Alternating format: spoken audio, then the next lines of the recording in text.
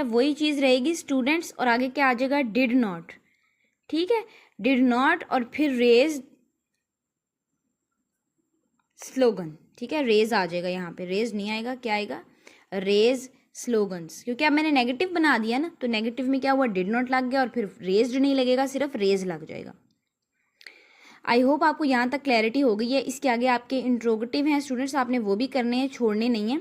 उसकी क्या पहचान होगी, उसमें सिंपल ये होगा कि आपके पास डिड पहले आ जाएगा, उसके बाद सब्जेक्ट फॉलो हो जाएगा, सब्जेक्ट के बाद दोबारा आपके पास क्या आएगी, यहाँ पे फर्स्ट फॉर्म आएगी, ठीक है, याद रखें जहाँ डिड लग गया इसका मतलब है आगे फर्स्ट फॉर्म फॉलो होनी है, ठीक है, और उसके बाद वर्ब और फिर आपके पास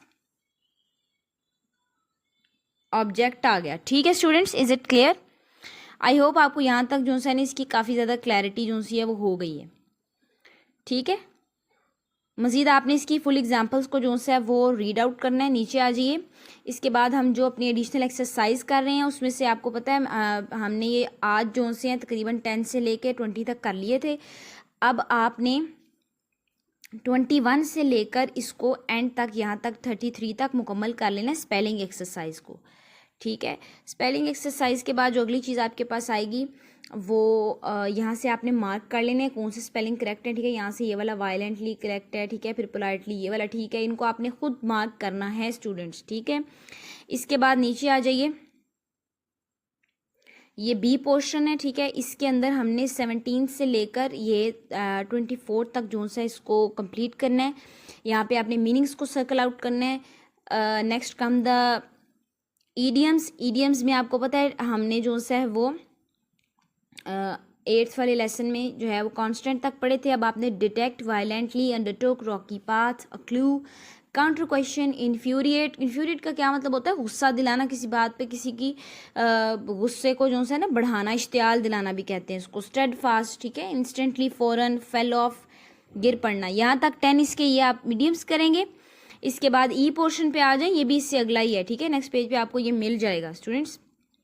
और क्या है यहाँ पे ई पोर्शन पे आपने इसको मुकम्मल 10 से लेकर और एंड तक मुकम्मल कर लेनी है इसकी एक्सरसाइज। ये बहुत बहुत स्टूडेंट्स इंपॉर्टेंट एमसीक्यूज होते हैं, बोर्ड के पेपर का जो है वो पार्ट है। इसके साथ आपने करेक्ट यूज़ ऑफ वर्ब की एक्सरसाइज नंबर 12 करनी है। मैंने कुछ मार्क कर दिए हुए हैं, आप लोग जो है ना इसको उस मुताबिक मार्क कर लें।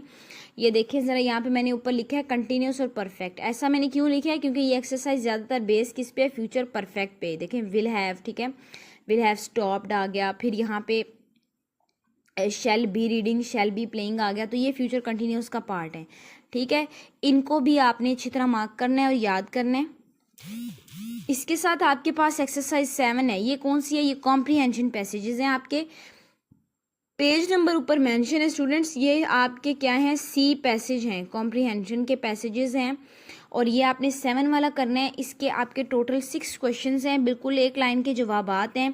इलामा मोहम्मद इकबाल के बारे में है, he was a leader, he was a poet of east, उनके बारे में पूरा ये पैराग्राफ आपको दिया हुआ है। इसको आपने जो सा है वो अच्छे तरीके से याद करना है, ठीक है।